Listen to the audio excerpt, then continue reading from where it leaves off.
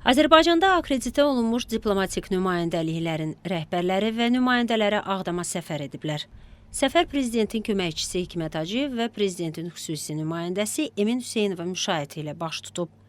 Səfər çərçivəsində nümayəndə heyəti Ağdam Muğam Mərkəzində aparılan işlərlə tanış olub. Burada konsert zalı, dərs otaqları, sərgi salonu, amfiteatr və digər mədəni infrastruktur yaradılıb.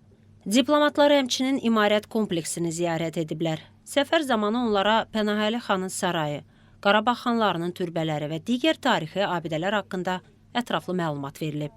İşğal dövründə ciddi vandalizmə məruz qalan kompleksdə hazırda bərpa və konservasiya işləri aparılır. Nümayəndə heyəti Ağdam Sənaye Parkında da olub. Onlara Sənaye Parkında yaradılmış investisiya imkanları, dövlətin dəstəyi ilə formalaşdırılan infrastruktur və fəaliyyət göstərən müəssisələr haqqında təqdimat keçirilib. Səfərin sonunda nümayəndələr Ağdam Dəmiryolu və Avtovağzal kompleksi ilə tanış olublar.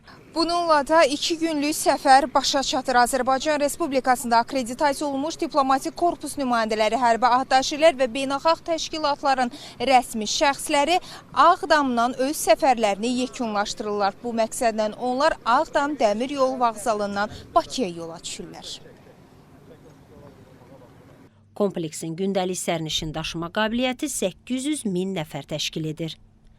Diplomatik nümayəndə heyətinin səfəri Laçın Beynəlxalq Hava Limanından başlayaraq Laçın, Şuşa və Ağdama əhatə edib.